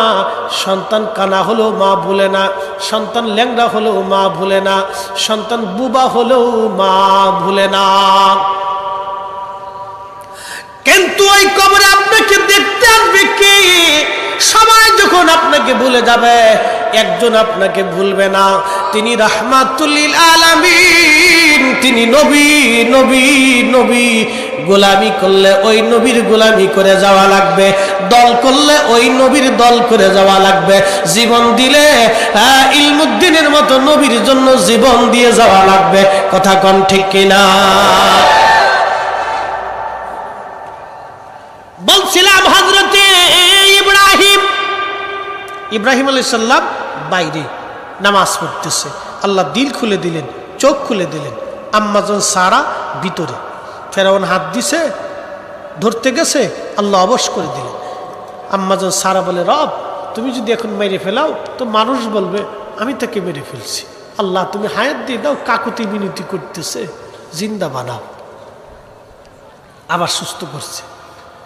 আমাদের অঞ্চলে একটা প্রবাদ ছিল, এক বক্তা মাঝে মধ্যে ওয়াজ করতো, আগার খাসি দেগার পাড়া তোলালো, তবু পাড়ার ভব খাসলাত না গেল। কথা বুঝছেন? আগার পাড়া দেগার খাসি তোলালো, তবু পাড়ার ভব খাসলাত না গেল। পাড়া চিনছেন নি আপনারা? আচ্ছা, পাড়ার শরীরে খুব আতরের গন্ধ কয়। হ্যাঁ, কি গন্ধ! ওরা যতই সাবান সুডা শ্যাম্পু যাই দেন, ও গন্ধ ওর শরীর থেকে যায় না। তো মনোযোগ দেন, এই পাড়ারে আপনি যতই তুলান, তো আগে যে ওই যে পাড়ার যে একটা বব খাসলা চরিত্র, অকামের চরিত্র, এই চরিত্র আর কোনোদিন যায় না। ও খালি ববো করে বেড়ায়, ববো করে বেড়ায়, ববো করে বেড়ায়। এই জন্য কবি লেখছেন, আগার পাড়া ডেগার খাসি তোলালো, তবু পাড়ার বব খাসলাত না গেল। তো বদ চরিত্র চরিত্রবান সহজে হয় না। যদি কেউ বলেন যে চরিত্র চেঞ্জ হয়েছে, তাহলে খুব হিসাব কিতাব করে বুঝতে হইব, কারণ জ্বালা আছে। তো ফেরাউনে করছে কি, ভালো হয়ে যাওয়ার পরে আবার আম্মাজান সারার দিকে হাত বাড়াইছে। বুঝতে পারছেন? আবার আল্লাহ অবশ করে দিচ্ছে। এবার শুধু অবশ হয় নাই, মির্গি রোগের মতো ছটপট ছটপট করতেছে। বলবেন আল্লাহু আকবার। আল্লাহ আছে না? জোরে কোন আল্লাহ আছে? আল্লাহর ক্ষমতা কি আগের মতোই আছে? হ্যাঁ, আগের মতোই আছে।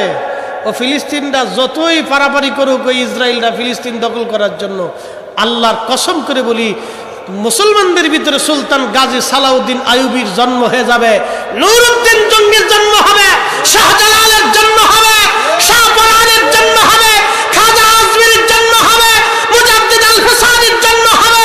এক এক সময় এক একজনকে আল্লাহ পাঠাই দিয়া মুসলমানদের জমিন আল্লাহ দখল করাবে। কথা বলেন ঠিক না বেটা? হাজরাতে সারা ডাক দিয়ে বলেন, রাব এইভাবে যদি লোকটা মারা যায়, তাহলে লোকেরা বলবে আমি মেরে ফেলছি। রব্বুল আলামিন তুমি তারে মাইরো না, আল্লাহ তুমি তারে মাইরো না, তুমি তারে আবার সুস্থ করে দাও। আবার সুস্থ করে দিছে, আবার হাত দিয়ে ধরতে গেছে। ওই চরিত্র সহজে তার ভালো হয় না। আবার আল্লাহ পাক অবশ করে দিলেন। এবার ফেরাউন ডাক কয়, সারা রে, ও সারা তুমি যদি আমারে মাফ করে দাও, আল্লাহর কাছে বলো, আল্লাহ যদি সুস্থ করে দেয়, তাহলে আমার একটা মেয়ে আছে হাজরা, আমি আমার হাজরাকে তোমার দাসী বানায় দেব। একসাথে বলবেন না মারহাবা? আম্মাজান সারা রাদিয়াল্লাহু আনহা তিনি দোয়া করলেন, আল্লাহ তুমি সুস্থ বানায় দাও। ফেরাউন এবার ভালো হইয়া তার মেয়ে দাস হাজরাকে তার দাসী বানায় দিল। আল্লাহর খলিল বিল্ডিং প্রাসাদের বাহিরে নামাজরত আম্মাজান সারা রাদিয়াল্লাহু আলাইহিস সালাম তিনি আসছে। আল্লাহর খলিল তখনও নামাজ পড়তেছিলেন। আম্মাজান সারা আল্লাহর খলিলকে সালাম দিলেন, নামাজরত অবস্থায় ইশারা করলেন।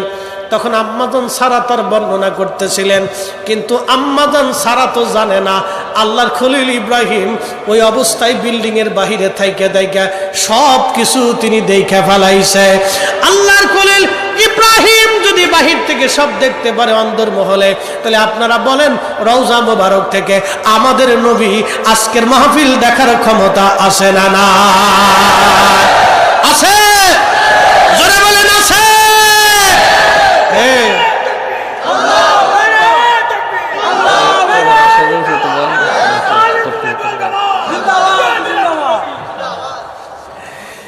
আল্লাহু আকবার ওয়ালিল্লাহিল হামদু বিসমিল্লাহির রাহমানির রাহিম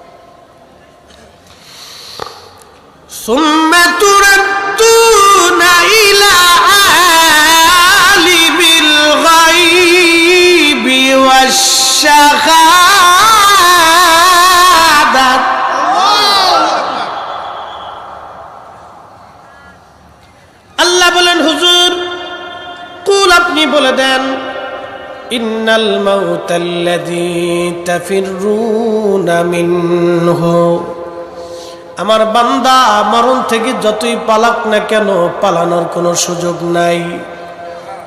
আসমান জগৎ আর জমিন জগৎ যেখানেই পালাক না কেন আমার বান্দা পালানোর মতো কোনো রাস্তা নাই, পালাইতে পারবে না। সুম্মা তুরাদ্দুনা ইলা আলিমিল গায়বি ওয়াশ শাহাদাত, শুধু পালাইবে না তা না, আমার বান্দার আমলগুলি আমি রব্বুল আলামিন তারে দেখাই দিব। ফায়ুনাব্বিউকুম বিমা কুনতুম তা'মালুন,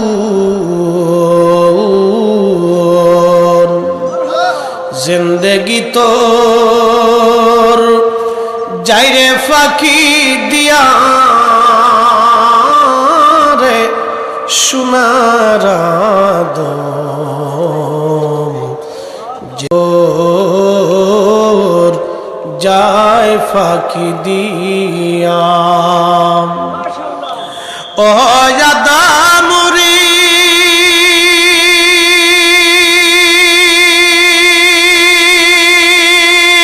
পাক ধরিয়া গেছে দাড়ি, দন্তবাসে গোটা চারি, সমন জারি গিয়াছে করিয়ারে সোনার আদম, জিন্দেগি তোর যায় ফাঁকি দিয়া, জিন্দেগি তোর যায় রে ফাঁকি দিয়া রে সোনার আদম, জিন্দেগি তোর যায় ফাঁকি দিয়া। তারা কান্দার মুসলমান, কবর হাসর বড় কঠিন জায়গা, বিরাট বড় কঠিন।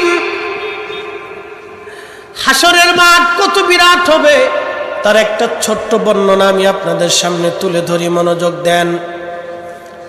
বর্তমান পৃথিবীতে মানুষ আছে 800 কোটি। কত কোটি? 800 কোটি মানুষ। এই 800 কোটি মানুষ সারা পৃথিবীর মধ্যে 800 কোটি মানুষ কিয়ামত পর্যন্ত, আদম শফিউল্লাহ থেকে কিয়ামত পর্যন্ত যত মানুষ হাসরের মাঠে দাঁড়াবে। আল্লাহর জমিনের মধ্যে যত ফেরেশতা আছে সব ফেরেশতারা হাসরের মাঠে দাঁড়ায় যাবে। কত ফেরেশতা দাঁড়াবে জানেননি? আল্লাহ তা ফেরেশতা কত বড় বড় ফেরেশতা। জিব্রাইল একজন ফেরেশতা, তার 600 পাখা আছে। একটা পাখা দিয়ে একটা বাড়ি দিলে দুনিয়ার থেকে আসমানে যাইতে 1 সেকেন্ড সময় লাগে না। একবার জোরে বলা যাবে কি সুবহানাল্লাহ? বাকি 599 পাখা ব্যবহার করা লাগে না। এত বিরাট বড় ফেরেশতা আল্লাহর সামনে দাঁড়াবে সেই দিন স্ব-আকৃতিতে, নিজের আকৃতিতে দাঁড়াবে, কোন মানুষের আকৃতি না, স্ব-আকৃতি। 600 পাখা সহ বিরাট আকৃতি। জিব্রাইল, আজরাইল, মিকাইল, ইসরাফিল, মালেক যত ফেরেশতা আছে নিজেদের আকৃতিতে কিয়ামতের মাঠে দাঁড়াবে। তাহলে সেই মাঠটা কত বড় হবে? আল্লাহু আকবার। তো জিব্রাইল কত বড়? পৃথিবীর সব পানি যদি জিব্রাইল আলাইহিস সালামের মাথায় ছাড়েন, পৃথিবীতে সমুদ্র আছে 7টা। এই জমিনের নিচে যেই জমিন আছে সেখানেও সমুদ্র আছে, সেই জমিনের নিচে আরো যত জমিন আছে সেখানেও সমুদ্র আছে, আসমান জগতেও সমুদ্র আছে। সমগ্র পানি যদি জিব্রাইল আলাইহিস সালামের মাথার উপরে ছেড়ে দেন, পানি পড়ে পড়ে পড়ে পড়ে পায়ের গোড়ালি যাওয়ার আগ পর্যন্ত সব পানি শেষ হয়ে যাবে, কিন্তু পানি গোড়ালির পরে আর যাবে না। একবার চিৎকার মেরে বলা যাবে কি আল্লাহু আকবার? এত বিরাট বড় জিব্রাইল আর মিকাইল আর ইসরাফিল স্ব-আকৃতি হাসরের মাঠে দাঁড়াবে। হায় হায় হায়, মাঠ কত বড় হবে! সমস্ত জিন জাতি সেই মাঠে দাঁড়াবে। তাহলে মাঠ কত বড় হবে? সমস্ত পশু পাখিরা হাসরের মাঠে দাঁড়ায় যাবে। বলে হুজুর পশু পাখি দিয়ে আল্লাহ কি করবে? একটা গরু আর একটা গরুর বিরুদ্ধে হাসরে মামলা করবে। আল্লাহ দক্ষিণ পাড়ার গরু আমার এসে গুতাইছিল, গুতা দিছিল, আল্লাহ আমি তার এই বিচার চাই। আল্লাহ বলবেন তোমার যেইভাবে গুতা দিছিল তুমি সেইভাবে তার একটা গুতা দিয়ে দাও, তোমার যে কয়টা গুতা দিছিল তুমি সেই কয়টা গুতা ওইভাবে দিয়ে দাও। কিয়ামতের মাঠে ওইভাবে পশু পাখিদের বিচার করা হবে, কিন্তু মানুষেরও বিচার করা হবে। যারা জাহান্নামী হবে তারা সেই দিন আফসোস করে বলবে আল্লাহ পশু পাখিদের বিচার হয়ে যাওয়ার পরে তারা মাটি হয়ে গেল। পশু পাখিদের কোনো জান্নাত জাহান্নাম নাই, শুধু কয়েকটা প্রাণী আর বস্তু জান্নাতে যাবে। এক নম্বর সেই পাখি যেটা হুদহুদ সুলাইমান আলাইহিস সালামের গুপ্তচর ছিল, আর একটা সেই কুত্তা আসহাবে কাহাবের সঙ্গী যে কুত্তাটা 7 জন অলিকে ভালোবেসে কিতমির কুকুর জান্নাতে চলে গেল। অতএব আমরা যারা অলিদেরকে ভালোবাসি অলিদের সাথে আমাদেরও জান্নাত নসিব হয়ে যাবে। কথা কোন ঠিক কিনা? আল্লাহু আকবার ওয়ালিল্লাহিল হামদু বিসমিল্লাহির রাহমানির রাহিম।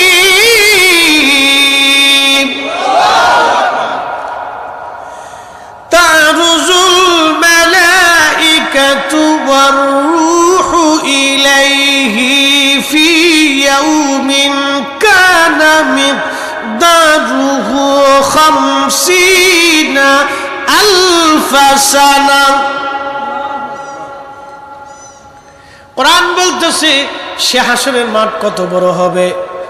নবী বলেন ও আমার উম্মতেরা রে, হাসরের মাঠ এত বিরাট হবে দুনিয়ার 50,000 বছর এক জায়গা করলে যত বড়, হাসরের একটা দিন হবে তত বড়। চিৎকার মেরে বলেন না সুবহানাল্লাহ। সেই হাসরের দিনে আল্লাহ প্রত্যেকটা বান্দাকে ডেকে ডেকে হিসাব করবে।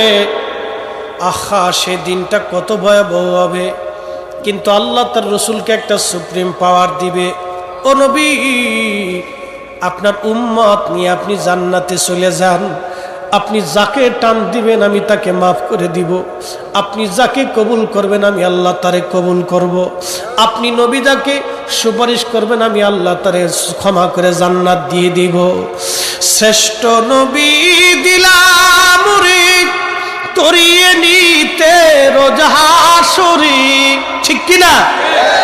শ্রেষ্ঠ নবী দিলাম রে তরিয়ে নিতে রোজ হাসরে, পথ না ভুলি তাই তো দিলে পাক কুরআনের বাণী। খুদা তোমার মেঘের বাণী, সুন্দর ফুল সুন্দর ফল মিঠা নদীর পানি। খুদা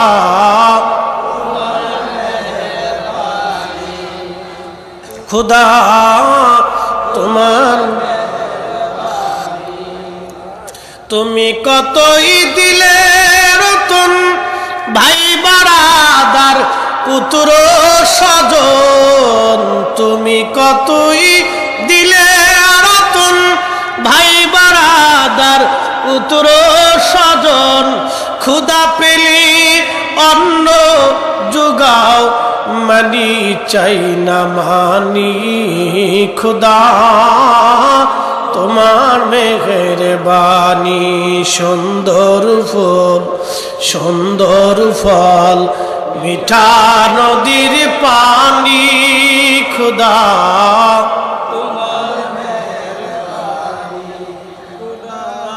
তোমার মেঘের বাণ। কিন্তু সেই দিন এক দলের হবে মহাবিপদ। সেই দল কারা?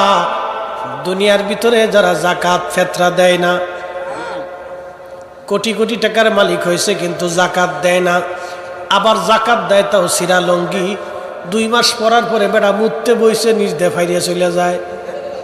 প্রতিবেশীর হক দেখাশোনা করা তার খোঁজ খবর নেওয়া। আমাদের দেশে কয়জন ব্যক্তি বাড়িঘরে আত্মীয় স্বজন দেখে ঠেকে রাত্রিবেলা খায় ঘুমায় বলেন? হযরত ওমর প্রত্যেক রাত্রিবেলা ঘুরে ঘুরে দেখতেন কে খায় কে খায় না। হযরত ওমর সারাদিন ঘুরে ঘুরে দেখতেন। একসাথে বলা যাবে না মারহাবা? একদিন হযরত ওমর গেছেন মরুভূমির ভিতরে, যায় দেখতেছে একবারে মরুভূমির ভিতরে একটা তাঁবুর ভিতরে মিটমিট করে আলো জ্বলতেছে। হযরত ওমর চিন্তা করলেন ব্যাপার কি, তার গোলামদের সাথে করে নিয়ে গেছে। যাওয়ার পরে ওই তাঁবুর পাশে দাঁড়াইছে। তেমন সময় মহিলা বলতেছে, মেয়েরে দুধের সাথে পানি বেশি করে মিশা। মেয়ে বলতেছে, মা বলেন কি, দুধের সাথে পানি মিশাবো? ওমরের দরজা থেকে ঘোষণা আসছে যারা দুধের সাথে পানি মিশাবে তাদেরকে কঠিন শাস্তি দেওয়া হবে। ওমরের গোয়েন্দা যদি জেনে ফেলে তো কালকে বিচারের কাঠগড়ায় দাঁড়াইতে হবে। মা বলতেছে, মেয়েরে এত রাত্রে ওমরের গোয়েন্দা কোথার থেকে আসবে? কিন্তু খলিফা পিছনে দাঁড়ায় দাঁড়ায় শুনতেছে। মেয়েটা ডাক দে বলে, মা ওমরের গোয়েন্দা যদি নাও জানে, আমার মালিক আমার মাওলা আমার আল্লাহ জানতেছে। মারে দুধের সাথে আমি পানি মিশাইতে পারবো না। একবার জোরে বলা যাবে কি মারহাবা? হযরত ওমর কিছু বললেন না, ওই জায়গাটা চিহ্নিত করে চলে আসলেন। ফজরের নামাজের পরে ছেলেদেরকে ডাকছে, গোয়েন্দাদেরকে বলতেছে তোমরা যাইয়া অমুক মহিলার বাড়ি খোঁজ নাও, খোঁজ নিয়ে দেখো তার কি কি আছে। খোঁজ নিয়ে দেখে বলল যে ওই মহিলার স্বামী মারা গেছে, তারা এই উটের দুধ বিক্রি করে কোনো রকম সংসার চালায়, খুব গরিব মানুষ। হযরত ওমর ছেলেদেরকে বলতেছে তোমাদের স্ত্রী লাগবে কার, কে বিয়ে করতে চাও বলো। তো আব্দুল্লাহ ইবনে ওমর বলতেছে, আব্বা আমি তো বিয়ে করছি, আমার তো স্ত্রীর আর দরকার নাই, তাহলে আমার ছোট জনরে দিয়ে দেন। হযরত ওমর বলতেছে তুমি কি বিয়ে করবে?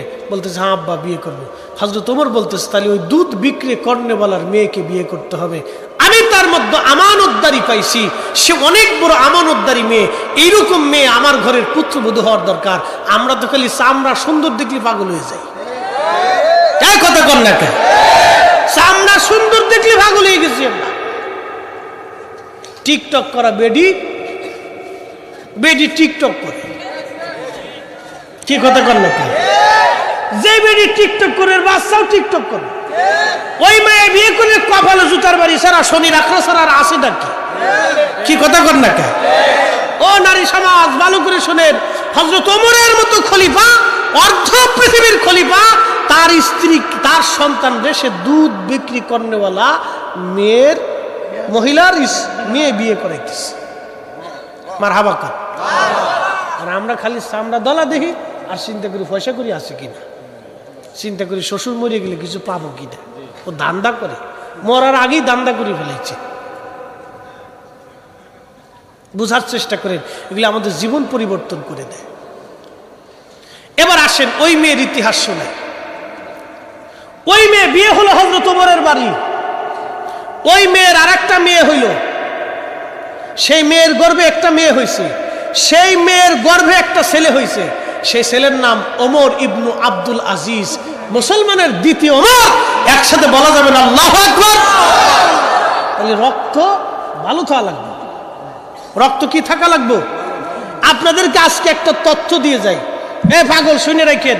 আজকে একটা তথ্য, যেই রক্তের ভিতরে 100 বছর আগে আশিক রাসূল জন্ম হয়, ওই রক্তের ভিতরে 100 বছর পরে আশিক রাসূলের জন্ম হয়। যেই রক্তে ওলি আল্লাহর জন্ম হয়, 100 বছর পরে হলে ওই রক্তে ওলি আল্লাহর জন্ম হয়।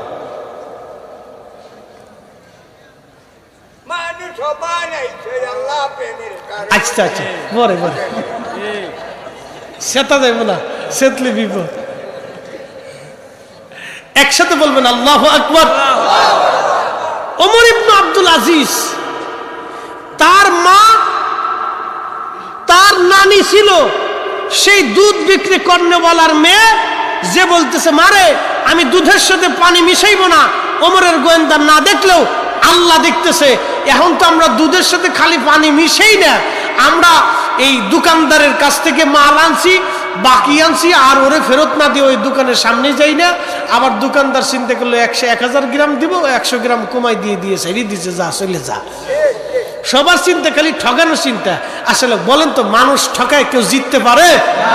পারে? যে ঠকায় সে ঠকায়। কি কথা ঠিক কিনা? যে ঠকায় সে ঠকে যায়। দুনিয়াতে কে ভালো কাজ করবে আমি আল্লাহ সেটা দেখানোর জন্য তারে পাঠাইছি। তার পাশে ভিখারি থাকবে, সে ভিক্ষা দেবে কিনা পরীক্ষা হবে। তার পাশে অন্ধ থাকবে, রাস্তা দেখাই দেবে কিনা আমি পরীক্ষা করব। সে অনেক টাকার মালিক হবে, পাশের লোক ক্ষুধার্ত হবে, তার বাড়ি আমার এই ধনী খাবার পাঠাবে কিনা আমি আল্লাহ পরীক্ষা করব। এই জন্য আল্লাহর অলিরা সবার জন্য ছিলেন। অলিদের দরজায় গেলে অলিরা খাওয়াইতেন, অলিদের বসাইতেন। কে হিন্দু, কে খ্রিস্টান, কে বৌদ্ধ, অলিদের কাছে কোনো বাজ বিচার ছিল না। সবাইকে তারা আশ্রয় দিতেন। আমরা মুসলমান সবাইকে আশ্রয় দিব। হিন্দু হিন্দুর বাড়িতে থাকবে, সে তার ব্যবসা করবে। এই দেশে আমার যেমন অধিকার, হিন্দুর তেমন অধিকার, হিন্দুর যেমন অধিকার আমারও তেমন অধিকার। ও নিশ্চিন্ত ঘুমাবে, ওর বাড়ি আমি আক্রমণ করবো না, ওর জমিন আমি দেবো না, ওর মেয়েকে উত্ত্যক্ত করবো না, ওর সম্পদ আমি নষ্ট করবো না। কিয়ামতের মাঠে এই হিন্দু আল্লাহর দরবারে বিচার দিবে, রব তোমার মুসলমান বান্দা তোমার প্রতি বিশ্বাস করে আমি অমুসলিম ছিলাম, আমার সে জুলুম করেছে, অত্যাচার করেছে। সেই দিন আল্লাহর রাহে দরবারে এলাহিতে কি জবাব সেই দিন দিব? মুসলমান বুঝে সুঝে দুনিয়ার থেকে চলে যাওয়া, হক হালালের উপর চলা। একটা প্রশ্ন করি, জবাব আজ দিয়ে যাবেন। কেউ যদি শুয়োরের গোশত খাইয়া কাবা মাকামে ইব্রাহিমে যায় নামাজ পড়ে, সারা রাত্র যদি নামাজ পড়ে কিন্তু শুয়োরের গোশত খেয়ে গেছে, নামাজ হবে? জোরে জোরে জোরে জোরে নামাজ হবে? মসজিদে যায় কেউ যদি সারা রাত্র নামাজ পড়ে কিন্তু কুত্তার গোশত খেয়ে গেছে, নামাজ হবে? কেউ যদি সুদের টাকা দিয়ে গরুর গোশত, ঘুষের টাকা দিয়ে গরুর গোশত, যৌতুকের টাকা দিয়ে খাসির গোশত, অন্যের টাকা মেরে দিয়ে দেয় গরুর গোশত খেয়ে যদি নামাজে যায়, নামাজ হবে? তাই হবে না। হাজরাতে সুলাইমান জাসুলি মনে আসেনি আপনাদের? ঘটনাটা শেষ করে দিয়ে যায়। কিভাবে নবী দেখলেন?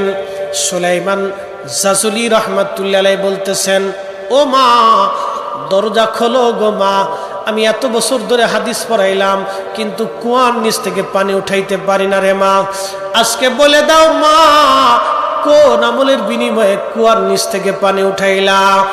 ছোট্ট মেয়েটা ডাক দে বলল, হুজুর আপনি চলে যান, দরজা খোলা যাবে না।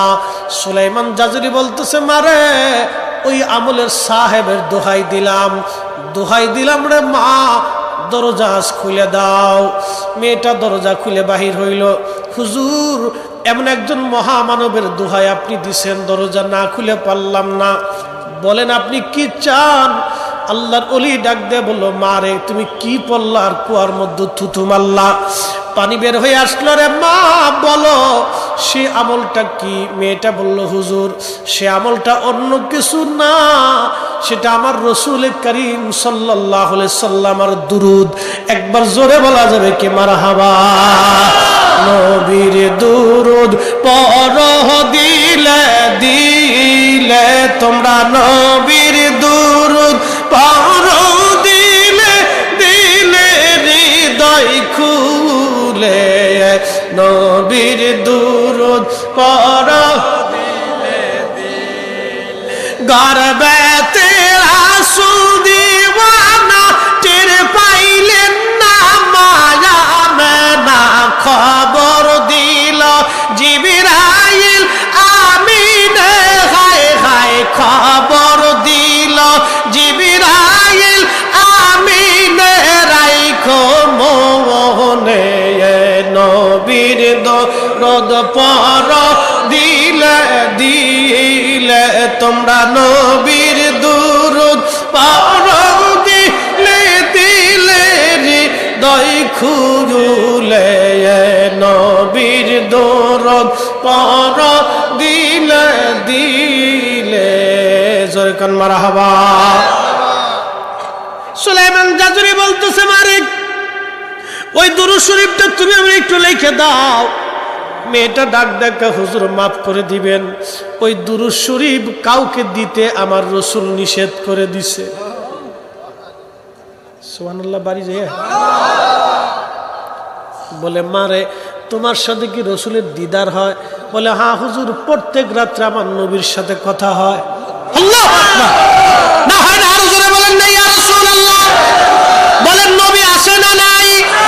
নবী আছে আছে আছে আছে আছে। উম্মতের দুরূদ সালামের খবর নবীর দরবারে আছে।